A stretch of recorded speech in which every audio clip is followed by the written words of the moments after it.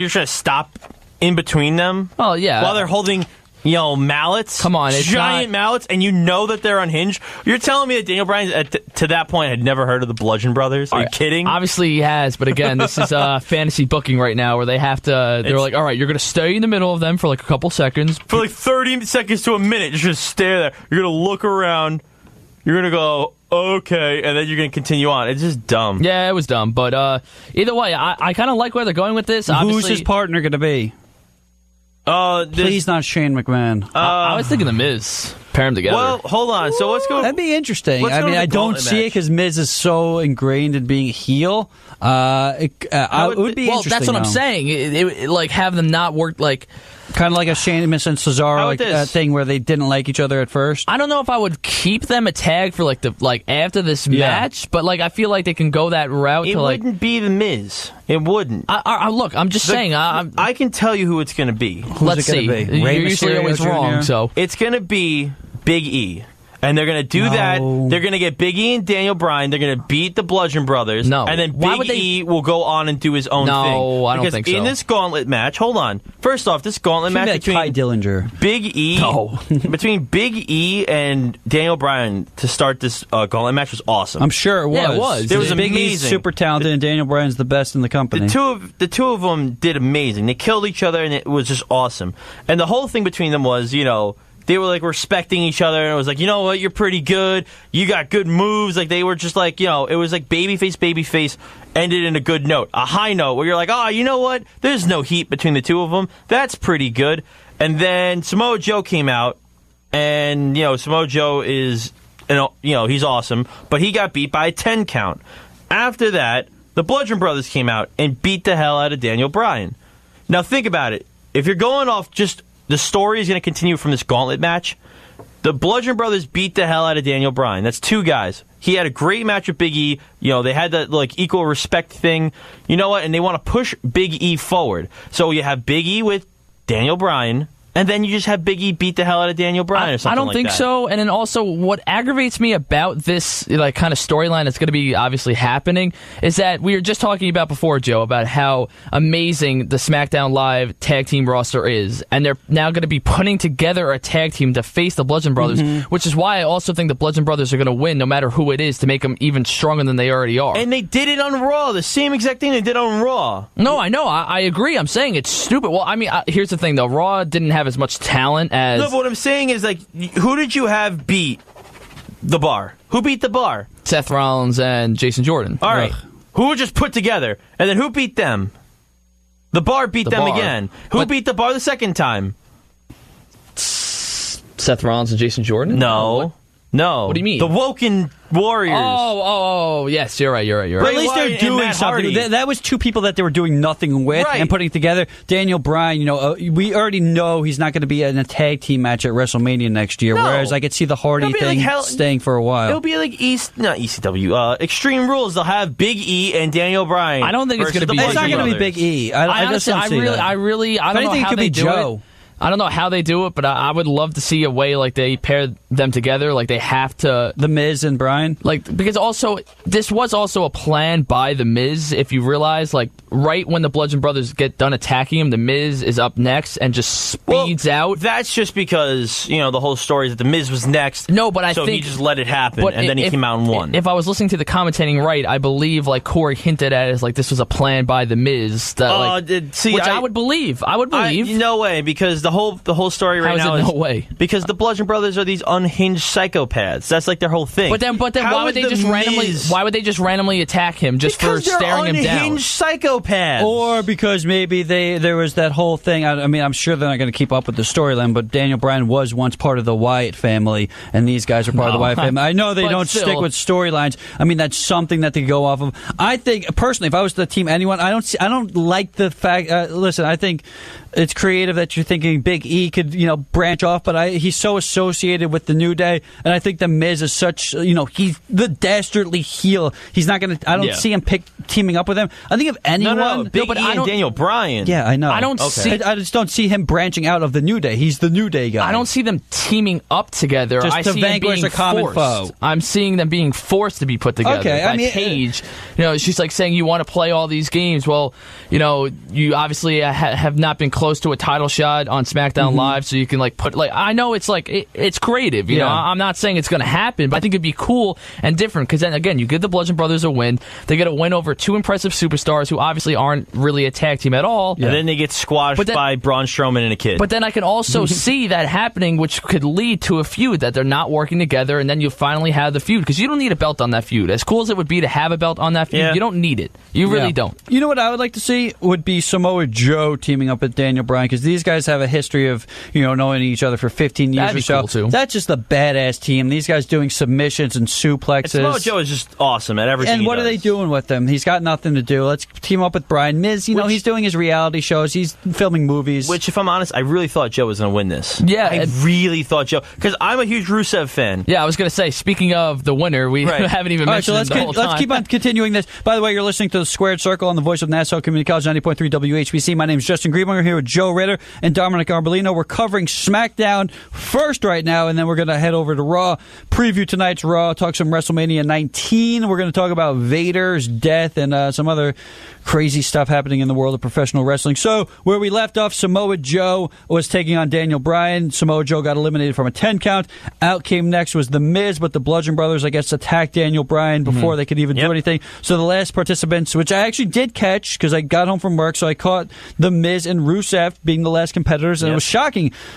This is who they're going with. It's not going to be The Miz versus AJ Styles. I didn't see that happening. I didn't see it being Rusev and AJ Styles. To me, this kind of just sets up a throwaway match. I don't see Rusev winning the title. It would be an insane turn if they decided, let's just give Rusev the title. You never know, man. They did it with Jinder Mahal, but there was some backhanded stuff with that happening. They also did kind of an insane turn Monday, if you think about it. We'll get to it. But, I don't think anybody really saw that coming. So the realm of possibility right now with changing titles and everything is not out of the equation. And for me, if there was any person to make a champion right now, it's the guy that is so over it hurts. Oh, and I like also the way that they kind of, at the end of the match, Aiden English kind of tried to attack The Miz, and Rusev was like, no, we beat him, it's over. Yeah. Or was it? Or no, it was AJ Styles. I'm sorry, AJ Styles came out to do a little stare down, and Rusev and him shook hands, and then Aiden pushed him or something. No, Aiden came over for a handshake, and then right when AJ Styles was about to do it, he pulled it away, playing mind games. All right, and then AJ Rusev knocked him in the face. And Rusev was like, "Bro, dude, don't do that." I love how Rusev is kind of turning more face-ish. Rusev is definitely it's a slow-paced face turn. It and better be. Throughout promos and everything. He had a promo a couple nights ago, or maybe it was before this SmackDown Live, but he was saying how, he's doing all this for his family and, loves his fans, or, something like that. So if that doesn't scream face, I don't know Rusev what does. Did that? Ugh. Hopefully he doesn't stick with that white meat baby face. I don't think so, baby face, but you obviously we've been waiting for a face turn for Rusev because he needs to go. But I think he already is. He already is. He is a face. Now. I think what they're just lacking is him winning, and now he gets a victory. Again, I would bet the kitchen sink he doesn't win it's really this not match. that big of a bet. You could just buy another kitchen sink. I mean, I don't even think that's a phrase. No, it's not. It's not. But either way, no, I agree with you, Justin. I feel like this is just another feud for AJ to just win, and I think it'll which is unfortunate. But hopefully this leads to something with Rusev. I hope. I mean, again, I will be shocked if Rusev wins, but I'd love it. I love it. I'm not gonna. I love AJ Styles. He is one of the he's one of the best in the company right now. Yeah, definitely top 3. He deserves it all. I mean, I'm glad he beat Shinsuke. I really did not want Shinsuke to win, not gonna lie. But I wanted Shinsuke to eventually because win. Shinsuke was doing amazing. I like AJ Styles a lot, but not even talking about that. Rusev winning. But we've seen what AJ could do with the title. I would have liked to have seen, what Shinsuke could do with the title. Yeah. How about what Rusev can do with the title? How about that? We'll see. I don't think that's going to happen. Every day is Rusev Day, and he is. Aiden English is pretty good on the mic right now. and he's got a great little It's not even that he's good on the mic; on. he just sings. Right. No, but I'm saying every time he talks, the crowd goes ballistic. Yeah. He comes out and does a stupid little rap. I'll say this: first of all, that rap was super cringeworthy. It always Also, I'm sorry, but them two got Lana over, kind of. All right, They have. Think about it. Think about Lana beforehand. She never got a win. Also, Lana Day's dumb. It's Rusev Day. All right. She should just be Rusev Day. It is dumb, but just thinking about it, the crowd actually cheers either Rusev Day or Lana Day when she comes out now. She's actually a relevant woman superstar, which is good for her. Obviously she's not the best, we know that, but and you know what the good thing is too is that the crowd is getting over with her because of Rusev Day, and she's progressing as a wrestler. She looks better in the ring. I feel like throughout this past year, she's been very committed to getting better. Like we Which said, we always bring up she's been training with Tyson Kidd, Natalia's husband, or I forget the name of it every week. Yeah, you do. But the big thing with that is she's getting over, and she's not really doing anything to get over. And one day, if she becomes if she gets there and she becomes a really good female wrestler, she'll already be somewhat over. So all she has to do is get in matches. I just want to say one other thing, and a reason why I just don't see him being champion. And listen, I love Rusev, not as much as you guys, but I do like him. His whole shtick these days has been very cartoony, right? Has it not? I mean, you got a guy singing his theme song and rapping. You have the whole, Lana Day. I just don't see that being taken seriously as a world champion, especially when you're coming off this, phenomenal, pun intended, run of AJ Styles. But I'll say this about Rusev: in the ring, he's really good, and I don't know if they go fully on with the WWE Championship with this guy, but it's something different, which is cool. One other quick thing. I completely lost track. What was I going to say? I don't know, but whatever it is, it's over. Yeah, it's over. Let's move to Raw. Yeah, because there's a lot going on Raw. Which I think we should just kind of outline the best we can. The opening was pretty good, I thought. Yeah.